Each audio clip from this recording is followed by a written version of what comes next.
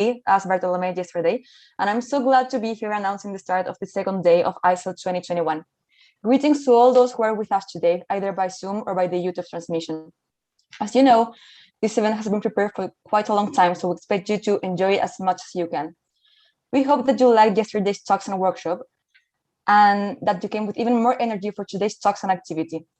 Remember that one of the main goals of this international seminar is to network with other engineering students. So don't be ashamed or don't be afraid to talk, to ask, to comment, suggest, to exchange ideas, or even phone numbers and Instagrams. Maybe we will meet each other soon. So, and who knows in which country. I remind you to please keep your cameras on during the seminar, and I hope that you filled in the feedback form of yesterday's activities. Remember that you can find today's feedbacks form in the link tree of our Instagram, as well as the ISEL Discord server. As it was yesterday, and it will be tomorrow, during the talks, you will be able to send your questions with the code #ISEL2021 in the Slido page. The link will be sent through the Zoom chat, so please, someone of the ISEL team send the link of the Slido webpage. You can upvote your favorite questions, and we will be asking the 1 or 2 or maybe 3 most voted ones. So remember #ISEL2021 in the Slido webpage. Is it yet there? The link? Okay, I hope that you can go in the Slido webpage. So as not to waste any more time, let me introduce you to our opening speaker for today, Jaime Sistak. He is from Universidad Carlos III in Spain, and he has been demonstrating outstanding abilities in designing, manufacturing, and testing racing prototypes. And he is here today to talk about human management in large engineering teams. So Jaime, the stage is yours. Okay, thank you very much. Can you hear me correctly? Yeah, perfect. Okay, fine. As you said, my name is Jaime Sistak. I'm the team principal from Mad Formula team, Formula student team from University Carlos III of Madrid. And well, I'll be talking about human management in Formula Student. So first of all, what's Formula Student? Some of you may know it, some of you may not. So I'm gonna do a brief explanation about what's Formula Student. Basically, Formula Student is a competition that was born in 1980, more or less, 40 years ago, in the United States. This competition is a student competition from different universities that join their forces, let's say, to design, manufacture, and test a racing prototype to then compete with against other universities, or I may just say with, because it's not a Formula One type competition.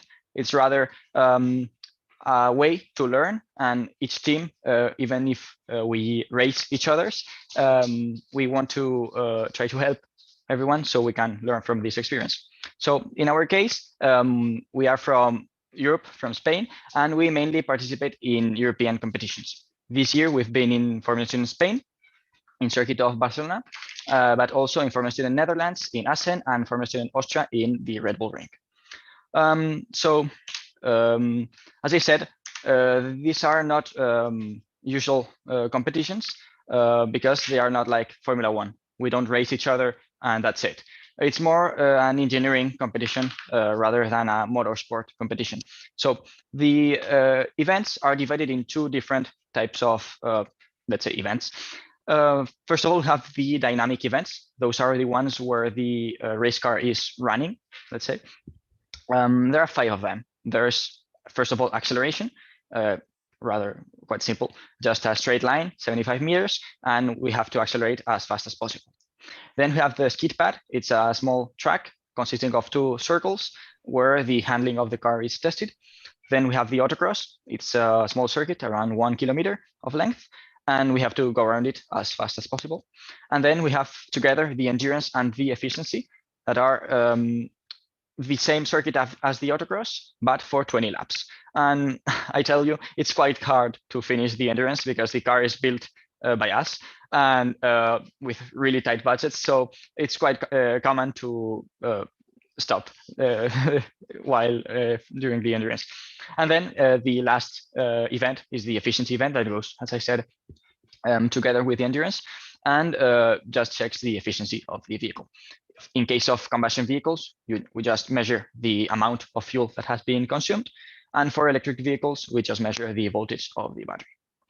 So I spoke about dynamic events that are 68% of the overall points. I have to speak now about the static events that are the rest 32%. First of all, we have the engineering design event, which I may say it's the main event where some judges from different companies, quite prestigious companies like Formula One or even automotive companies, judge your designs. They judge what you've done during the year and what decisions you've taken during the whole process. Then we have the custom manufacturing event that, as its name says, there are some judges that judge the cost and manufacturing procedures during the whole year. And then finally, we have the business plan presentation that is basically a business plan about some topic related to the car. So now that you know about this competition, I have to talk about our team. Us, Mass Formula team, we are a team of 57 students from different kind of degrees.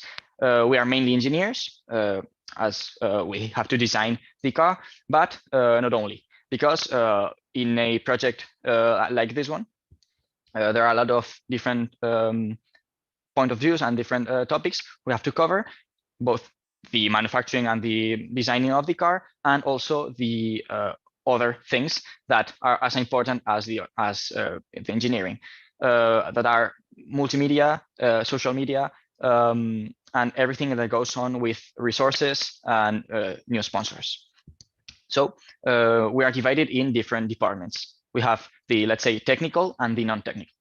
For the non-technical, we have the marketing department that basically has to do more with sponsors and resources and logistics.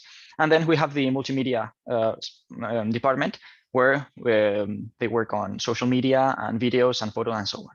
Then for technical departments, as any car, we have the dynamics, aerodynamics, chassis, electronics, and so on.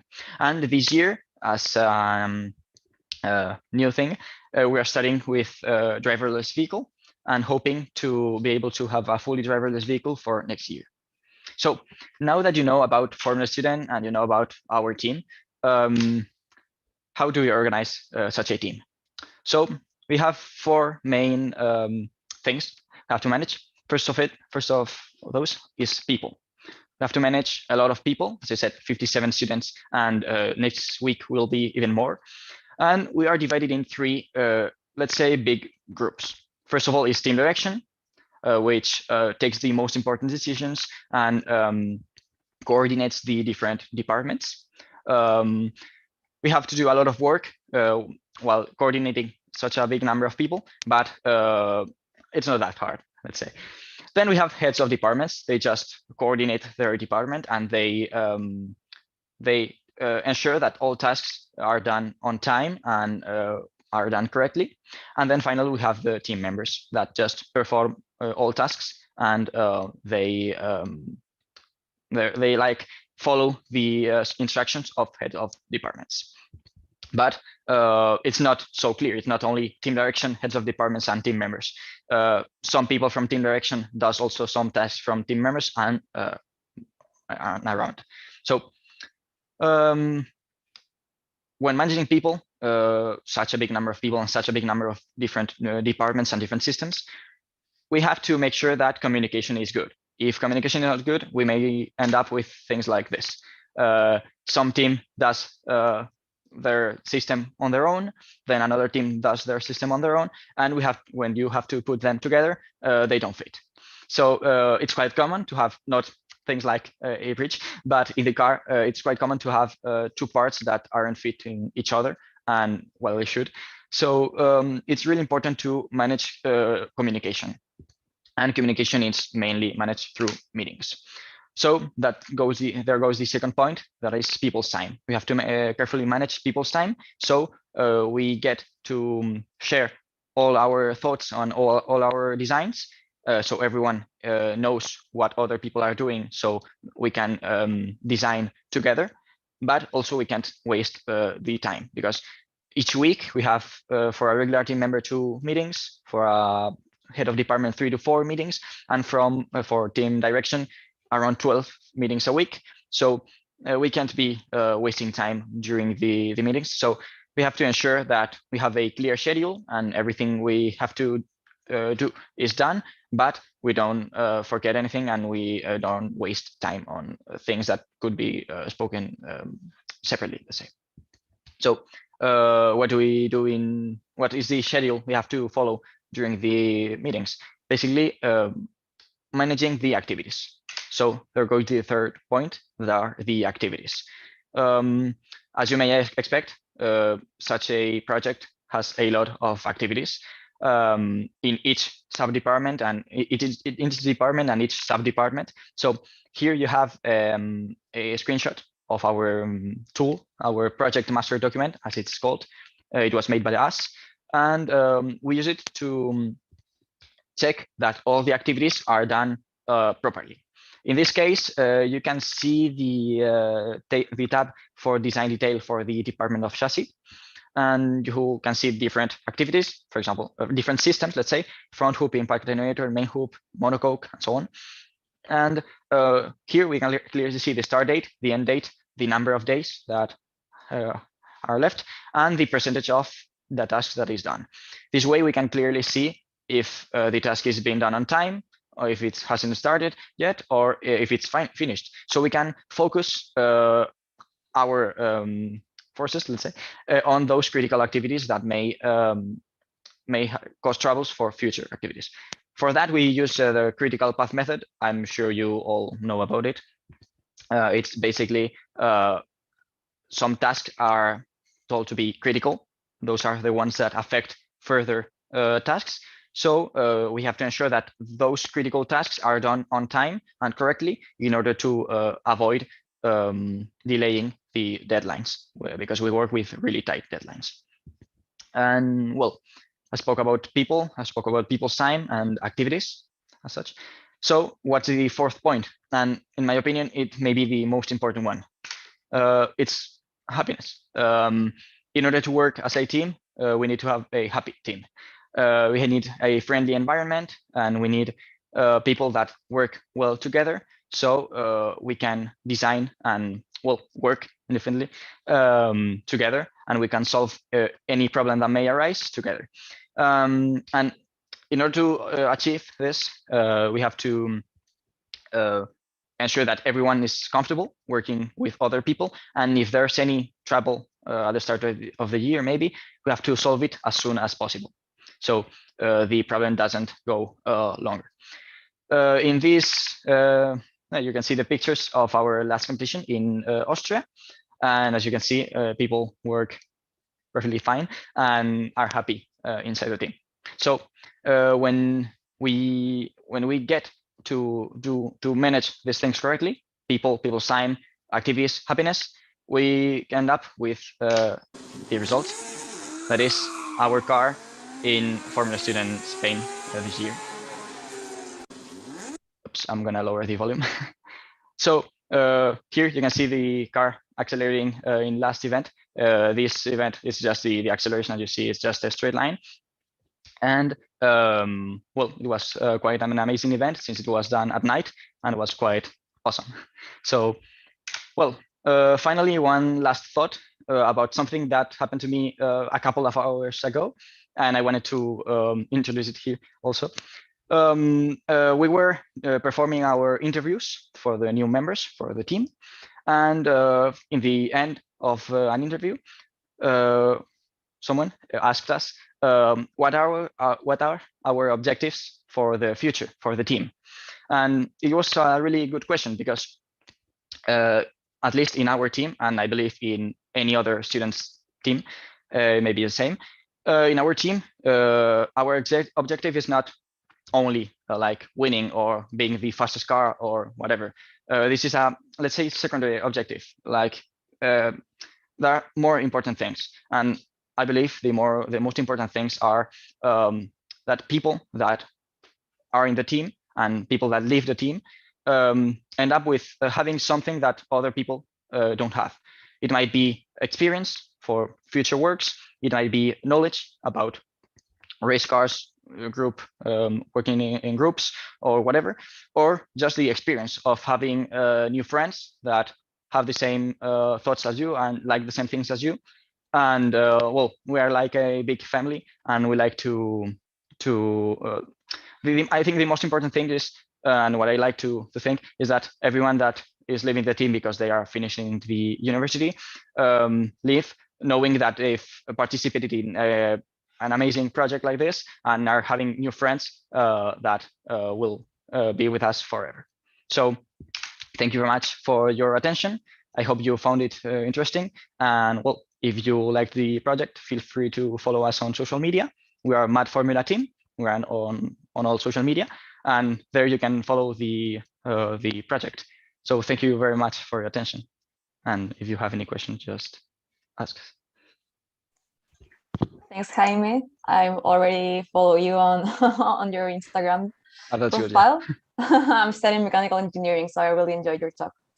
Now I will check the questions that we have, the most voted ones. The first one is it too expensive to manufacture a Formula car? How do you get the money? Yeah, it's expensive because everything is expensive here. So we have two main ways of getting the money, let's say. First of all, we have our sponsors. As you can see, there are a lot of names, a lot of companies, and Yeah. they supply us with anything that we need. Some companies supply us with the carbon fiber, other with aluminum, other with machinings, other with even software that is quite needed in our project. And so getting those things from different companies allow us we put it together and we manufacture the car. Nonetheless, not only can be we can't get everything from sponsors, so we also need money, cash. There are some sponsors that provide cash, but most of the the cash we use is mainly got by us, by the teams, the team members. And we sell merchandising, we sell something that I don't know if outside Spain is, you know it, polvorones it's called. It's like Christmas cakes that in Spain are quite typical in Christmas. And we sell them and we get some part of the profit for us. And that's the way we pay for everything. And did you contact the sponsors by yourself, or did your Yes. university help you? Yes, almost every sponsor was contacted by us. We have a big marketing department that basically works continuously contacting new sponsors, offering new trades to other companies, and trying to get the best deals as possible. So yeah, almost everything is worked by us. Thanks. Now another question is, how did you manage to scale the project from something student-based to the huge thing it is now? And what advice will you give to other initiatives? Okay, that's a good question. Yeah. Well, it's still a student project. Everything is done by students. Although we have a teacher that helps us with the, let's say, university-related topics. I don't know, the spaces inside the university and so on. The way to create a big project like this, first of all, we need a lot of years and a lot of experience, and also failing a lot, doing a car that's not running, and then breaking things, and then spending money on things that are not necessary. We mainly learn from the errors, and we have to do a lot of errors to learn. So we need some experience. But the advice I would say, well, first of all, try to at least from team direction, try to put everything you've got into the project, all your heart, let's say, and try to make everyone that's inside the project feel comfortable. If people are happy and people are comfortable inside the team, they will work way better. Because, for example, some years ago, we had big troubles inside the team. Like people were not working fine between them. So the end up was having a car that was built in the last minute and didn't run very much. And this last year, we've arranged the team in a different way, so everyone would be happy working with the other people. And when people are happy working with you, you get to do everything much better, and you work better. Everyone, the other people work better too, and everything goes on better. All right, now I have a question by myself. That is, okay. How did you learn all of this? How did you get to get all the information necessary to build something like this? Yeah, I think the answer is more or less the same as the previous one, by experience. Failing and designing a car that's not manufacturable in any way, and finding out in the last minute that your part was basically impossible to make, and also breaking things. I remember, apart from team principal, I'm the responsible for the monocoque manufacturing, and a couple of years ago, we broke, not broke, but we had a big issue in the monocoque. If you don't know what a monocoque is, it's basically the whole chassis, the important part of the chassis where everything is held together. And while manufacturing it, some error occurred, and we had to basically throw it away. Just so you know, this part make us around 100,000 euros or dollars.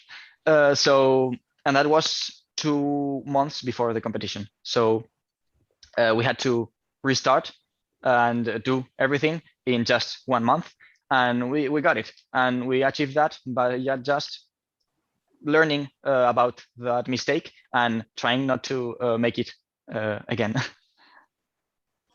All right, thanks, Jaime. Thank you. Well, now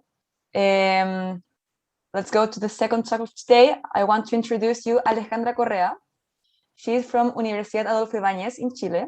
She has shown outstanding abilities in the 3D bioprinting technologies field, and she's here today to talk about how undergraduate research experiences are beneficial and how they promote numeracy skills in the undergraduate student researcher.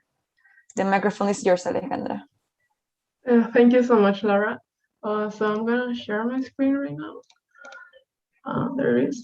Can you confirm you see it, please? Yes. Perfect. Okay. Thank you so much. Great. So, well, hey everyone, my name is Alejandra Correa Belloso, and I'm a bioengineering student at the Universidad Adolfo Ibáñez in Santiago de Chile. And today I'm going to walk you through my undergrad research experience. So first of all, I want to ask you whether you know this movie. If you do, and I know this might seem odd, but I want you to quickly remember what happens in the movie. Great. Now that you've remembered, I just wanted to let you know that thanks to this movie, I decided to study bioengineering.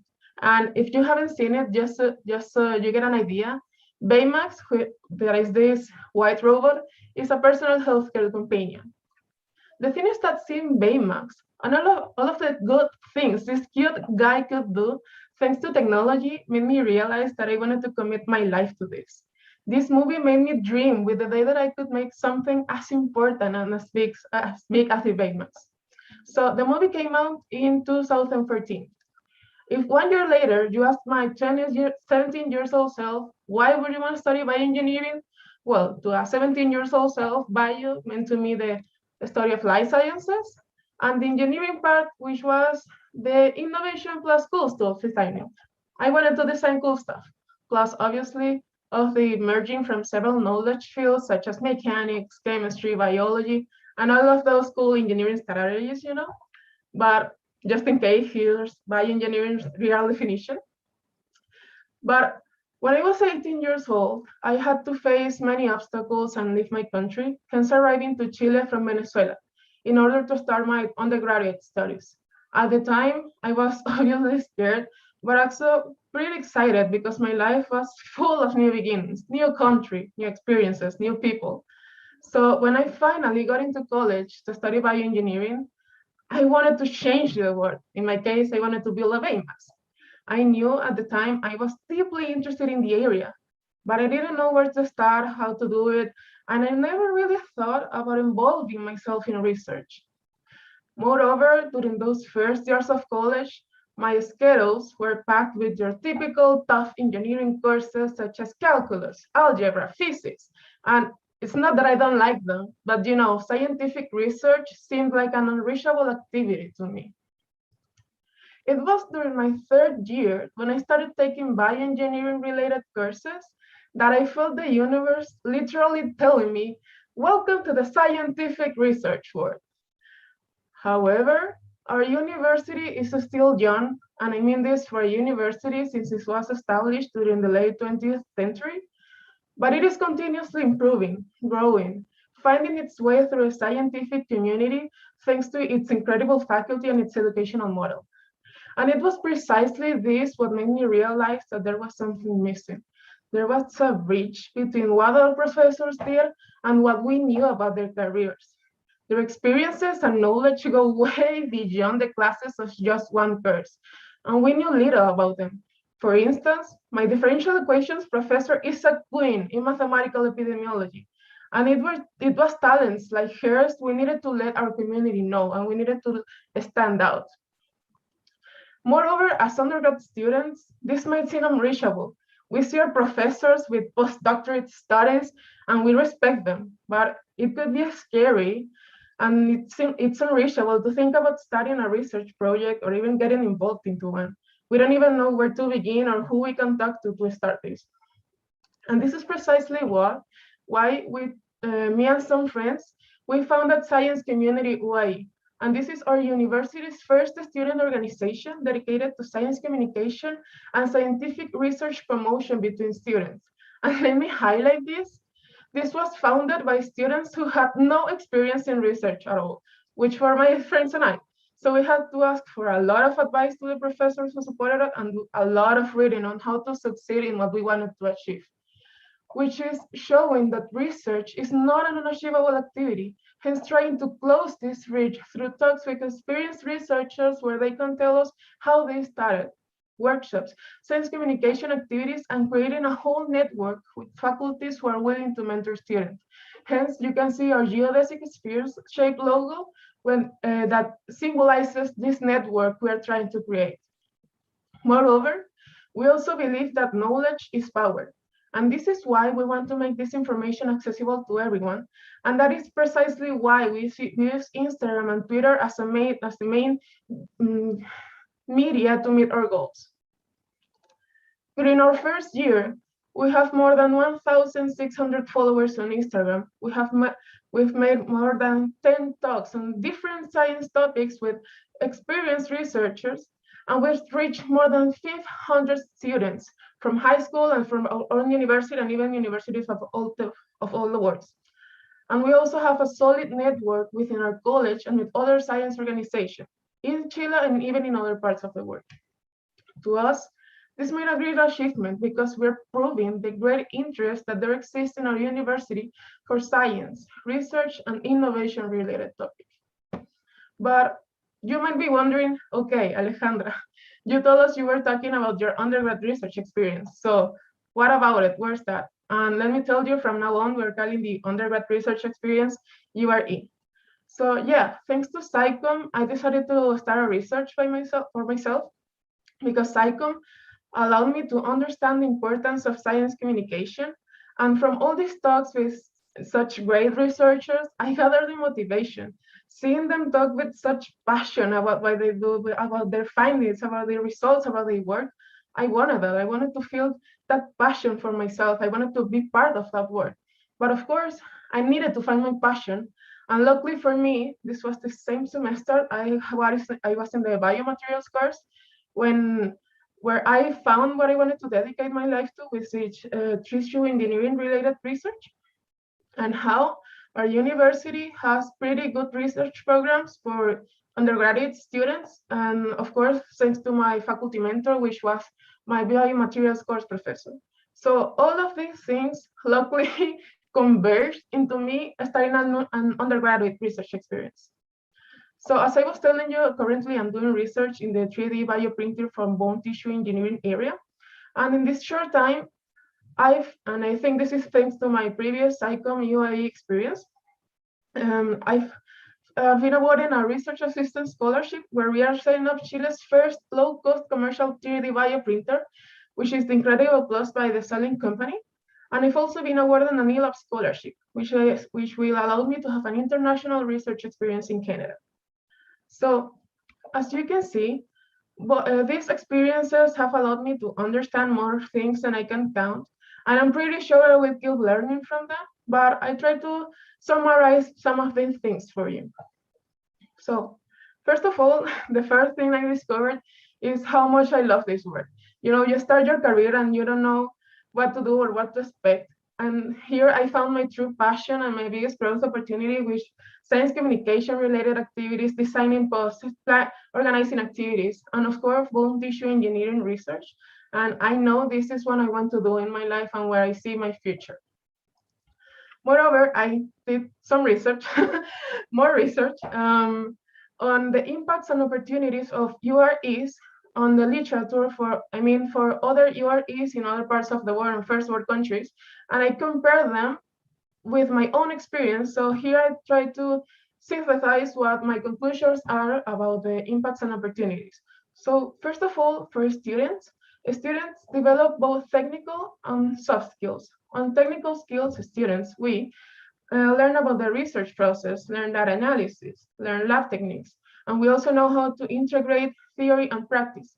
But the thing is that the benefits, they go way beyond the academic goals or way beyond the lab, because we also develop tolerance for obstacles. For instance, when you have to start over a whole new experiment because it didn't work, we also learn independent work. We gain self-confidence. We clarify our career path, and we also learn communication skills, among other things. As for mentors and their benefits, they can enhance their teaching abilities, but they also are keys in undergraduate research experience because they help students deepen their understanding of science. They guide them promote their scientific identity, but there are even studies that prove that there is a positive correlation between the student-mentor interaction and the confidence that students gain in STEAM areas. As for institutions gain increased visibility in the scientific community, thanks to publication, abstracts, and presentations which can be local or even international presentations. And finally, societies. Societies gain leaders in multiple engineering areas that promote independence, innovation, and collaboration. But you might wonder, why would we want leaders in these areas? Because during the last year, I've understood that science, research, and innovation are social, collaborative, and multidisciplinary activities.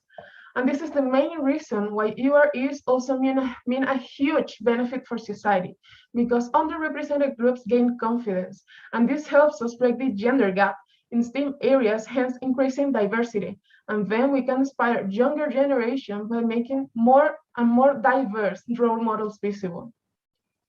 Moreover, the 2020 Global Index report by WIPO proves that there's the importance of innovation for economies. Here we can see in this chart, in the GDP per capita versus the GIE score, which is the Global Innovation Index, how there's a positive correlation between the innovation capability and the economy of the country. So here we can see our top innovation countries, which are Switzerland, Luxembourg, the United States. So we can see how innovation, which is mostly held by research, can help our economies. The 2021 report just came out, and here we can see the top 3 innovation economies by region, where we can see some of our ISEL participant countries. But what's most important and interesting about this is that thanks to the COVID-19 pandemic, publication of scientific articles worldwide grew by 7.6%, and this is faster than the 10-year average growth rate. So we can see how science and research rapidly responded to help solve a humanitarian and global crisis, such as the current pandemic. But for these experiences to work and have all of these great benefits and impacts, we have to make sure they are well designed by considering crucial factors such as mentoring participants, access, duration, and selectivity. Science, including science and research practices, and most importantly, including science communication, where students communicate their findings and results. And this is important because when we motivate students to articulate their views about the nature of science and talk or write about their own experiences, this helps them reflect on their idea, hence fulfilling the whole knowledge integration framework. However, we know that not everything's pretty, and we know that there's a gap, and we must know this. Here we can see the gross enrollment ratio in tertiary education, and we can see this red and orange color countries and regions. And we know that not all regions have the same resources, let alone tertiary education. So we must know that there's also this other reality in which not all countries have the same access to education. So we, as the ones who do have access to these sort of things and opportunities, are the ones who are responsible to fight this gap. And how do we do this? So the first thing we have to consider is that we have to keep in mind that resources or funding programs might be limited in some regions and countries. But if we remember all of the great benefits that programs like UREs have, such as building human capital, benefiting undergrads, improving diversity, and strengthening educational outcomes. And we also remember our Sustainable Development Goals by the UN, where we have goals like quality education, gender equality, reduced inequalities, sustainable cities and communities. We know how important, and we can see how important it is to support initiatives like this by donating, demanding funding policies, and helping those who might not have the same access to opportunities like this. On the other hand, and as a student and a science organization co-founder, I cannot highlight enough how important it is to commit and to be curious. Just as this quote says, curiosity is the engine of achievement.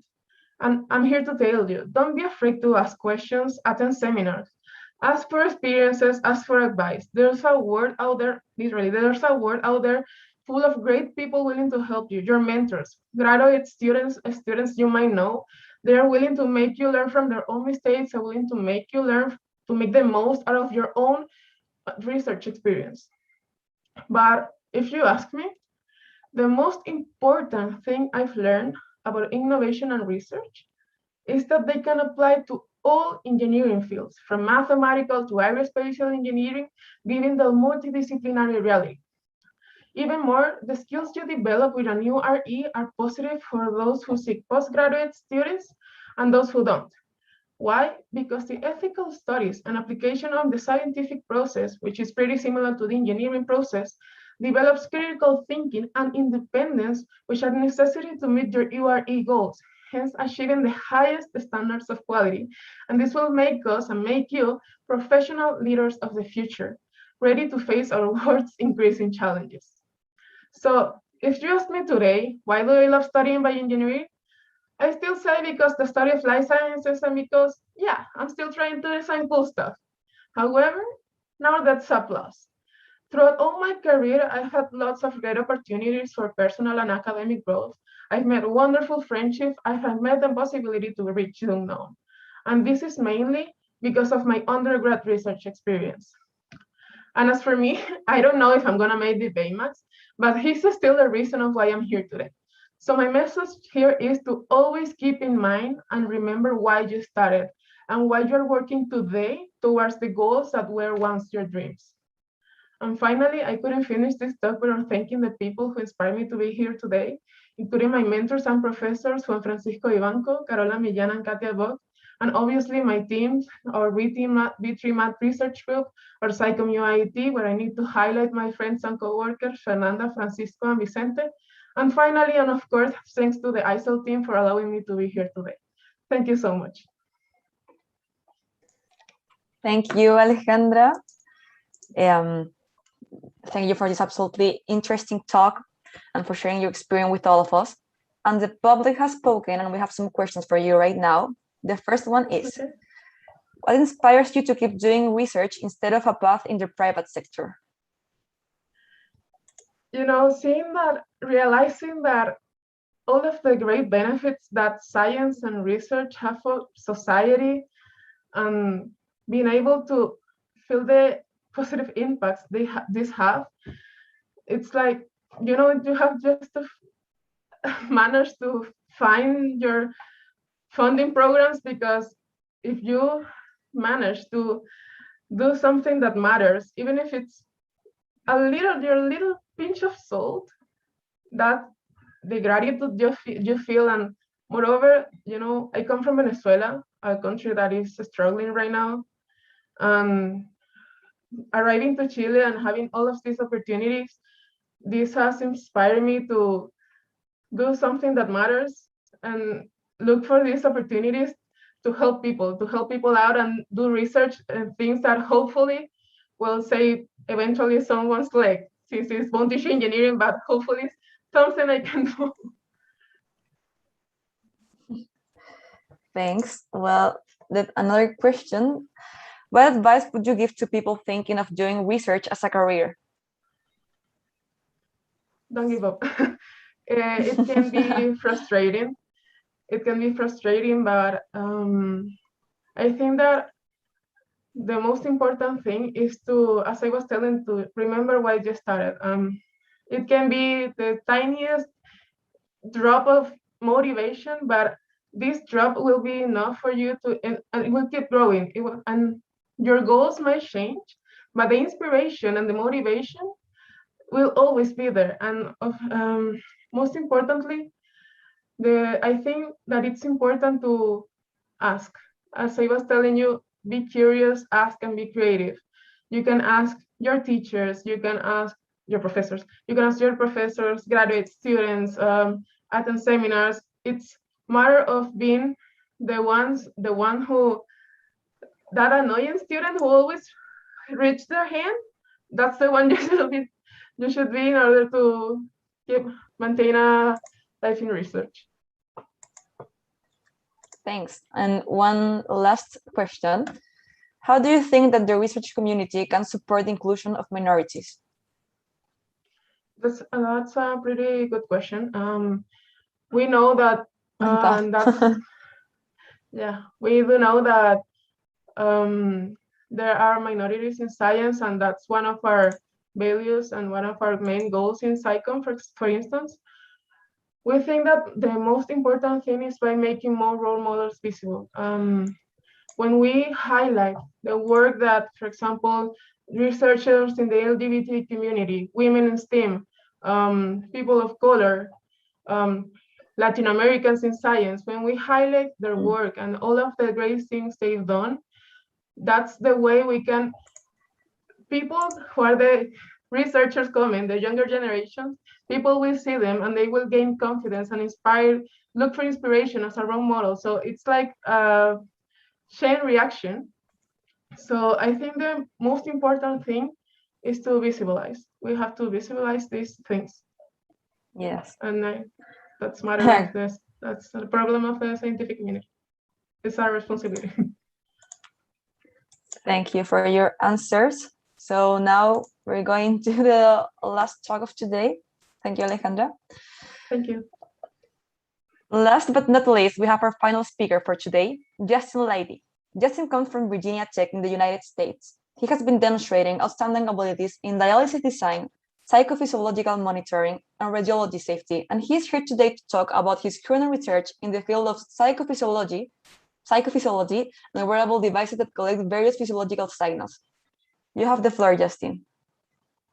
Great, thank you so much. I'm going to share my screen. And yes, as was said, my name is Justin. I go to Virginia Tech in the United States, and I have lived my whole life in Virginia. A little bit more about me is at school, I'm involved in a community service organization called APO.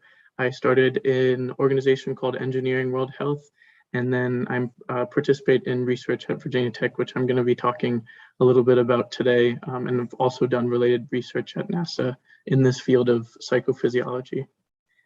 So thank you again so much for having me. I'm going to jump right in. So what is psychophysiology? When I first started research in this field at Virginia Tech, I added this to my resume and was looking for jobs for the summer and had handed my resume to my uncle. And the first thing he said was, Justin, like, what is that word? The psycho something. And it's definitely a mouthful. I hadn't seen the word before I started working in this field, but it's essentially the study of biosignals to understand mental processes, or capturing someone's physiology through biosignals and using this to inform things about someone's psychology. So examples of this are a signal galvanic skin response, which measures the electrical conductance of someone's skin to be able to learn things about someone's emotional and cognitive state. Another signal is heart rate variability, and heart rate for the purpose of emotional regulation and stress, and then respiration rate can also indicate things about stress and cognitive load. And I was actually in a class last semester focused on being able to build the electrical components of different signals. And for my final project, my group developed the stress sensor using these first three sensors, the GSR, heart rate, and respiration rate, to have this kind of system of sensors to see trends and identify these stressful moments. And it was one of my hardest classes. So I would joke with my team that they could just put it on me and be able to test this stress sensor.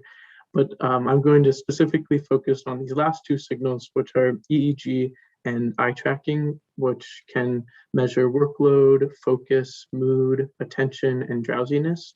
And this is what the majority of my research has focused on. And also, this is not a comprehensive list. There, you can use like infinite different signals for the purpose of psychophysiology, but these are the ones that I've had experience with. So starting off with electroencephalography, or EEG, and the signals, the electrical signals that are measured from the brain. On the left, we have a spectral plot which highlights 5 different frequency ranges of these signals that are coming from the brain to kind of break down different messages that the brain is sending, essentially. And these have been found to correlate with different states. For example, the delta state is used for different sleep monitoring or monitoring continuous attention.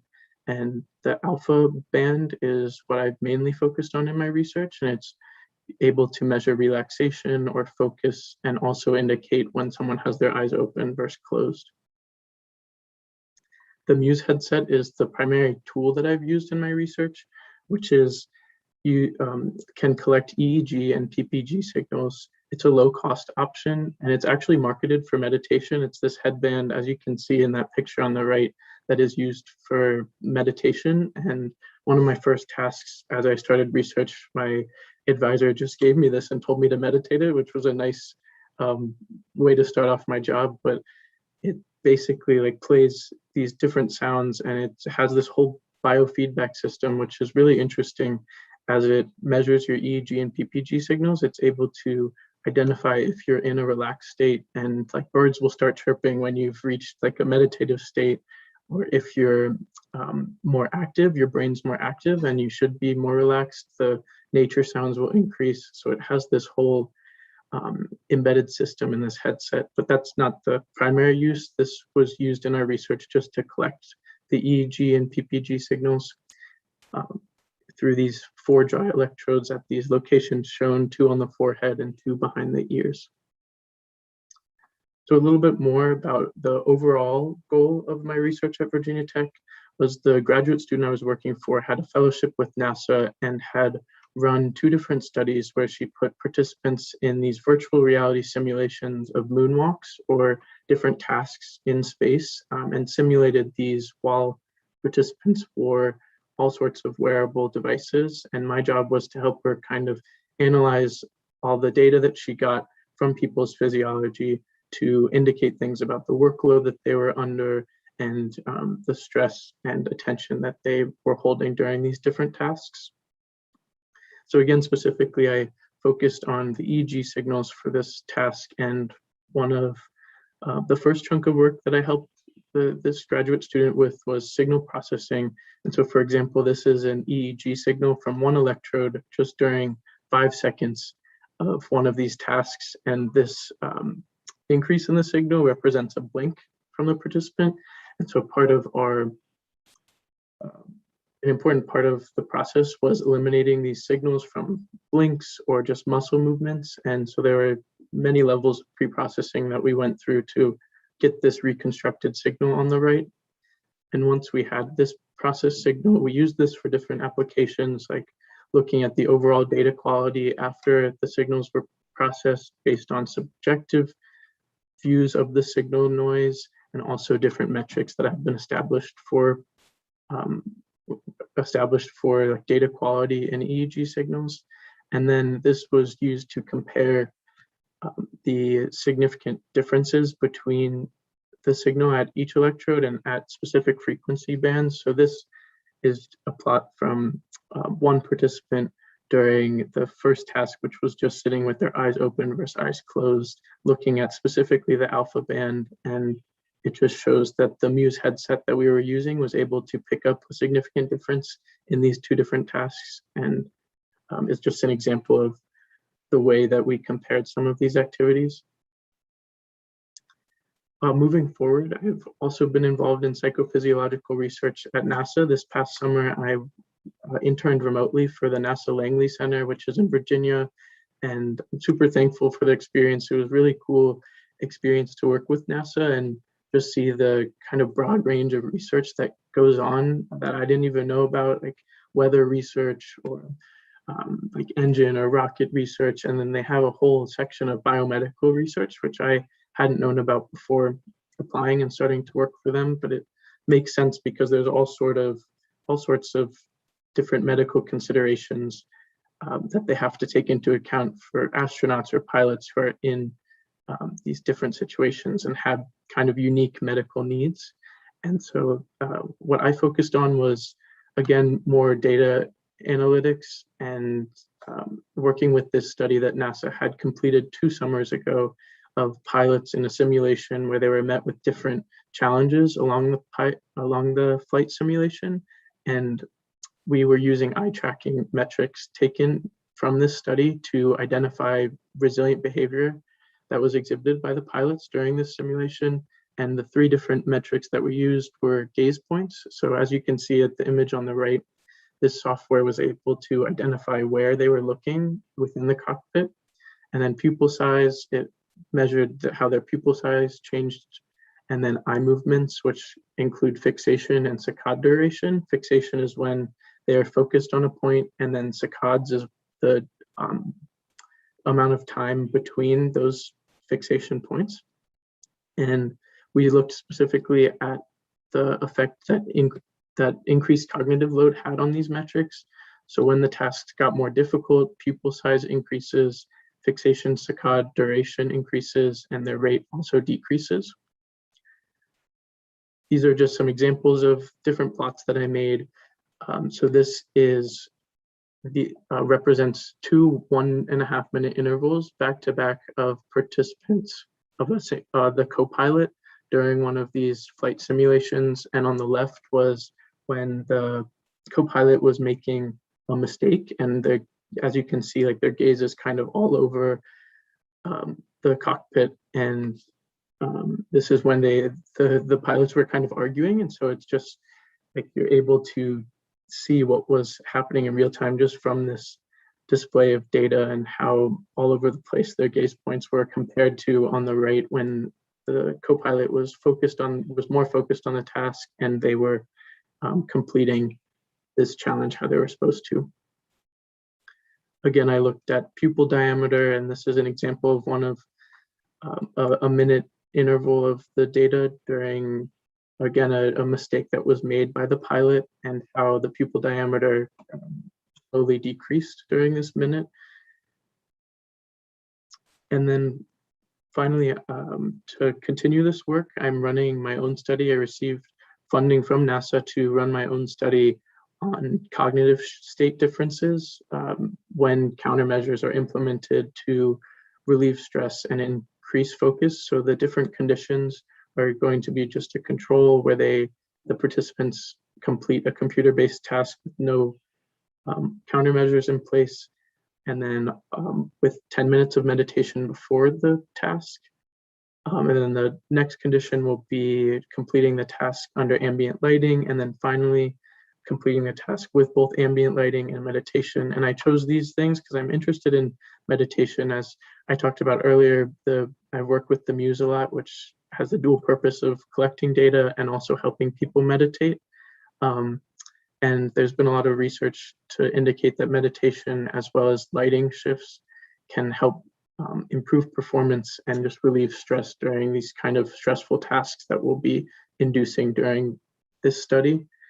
And then all of the devices that I'm using for this psychophysiological study is the Muse again, the Tobii eye tracker, and then an additional eye electrode. And I just included this video of the system that I'm using to collect EEG data. This is an example of my data actually, as I'm just sitting and blinking, and that's the dips in the signal as I blink. But that's an example of the data I'll be collecting and analyzing. And then I also just wanted to include some research in psychophysiology outside of what I've been involved in. So this was a really interesting study that's being done at the Royal College of Surgeons in Dublin to analyze burnout and resilience among hospital staff during the current COVID-19 pandemic. And the signal that they're using is heart rate variability to indicate these changes in stress level and resilience of these frontline workers that are being put through so much during the current pandemic. And this is just one example of a lot of research that's being done within the field. And lastly, I just wanted to say that if there's one thing that I've learned from my series of research experience within psychophysiology, it's the importance of exchanging knowledge. I came into college knowing nothing about this field, and it was with the help of a wonderful research advisor and PhD student that I initially had a conversation with about this field that I was able to kind of dip my toe and then start expanding my knowledge on this topic. And I'm really grateful to be a part of this seminar and have learned a lot from the other speakers involved, and hope we can all use this as kind of an inspiration to continue to exchange knowledge within our institution or across institutions abroad. And yeah, I just wanted to say thank you so much again, and I'm happy to answer any questions, or if you'd like to talk more personally, feel free to email me. Thank you so much. Thank you, Justin. What an incredible topic. It's even a complicated word to pronounce, psychophysiology. Yes, it is. So there are a few questions for you. The first one is, how different is to work with NASA than with your university? It was considerably different, I guess. At my university, it was like less hours, but it's still more of like everyone I'm surrounded by was students and professors, and it was I guess a little bit more comfortable in a sense. NASA was very intense, where like we had it was a little bit more fast paced and a lot going on, and it was still like a very amazing environment, but I was working on a little bit different projects, like I'd said, and it was more of an like immersive experience, I guess, and I really jumped into a lot of new things at NASA, where I gradually kind of learned things at my experience at school.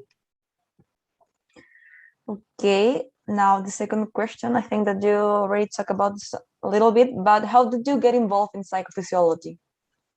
Yeah, so it was really through an initial conversation with, her name's Dr. Wusk. She was a PhD student that graduated a few years ago, and I didn't know what I wanted to do within biomedical engineering, or if there was something specifically that I wanted to do until talking to her about her work. And this was the beginning of my second year at school. And when I talked to her, I was like, that sounds like really interesting. I've always been interested in kind of psychology in general, more than kind of biomechanics or like physical work that's being done in the field of biomedical engineering.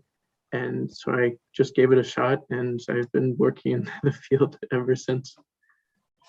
Nice, thank you. And the last question, how did you get to work with NASA, and what advice would you give to get to be in a high quality research center?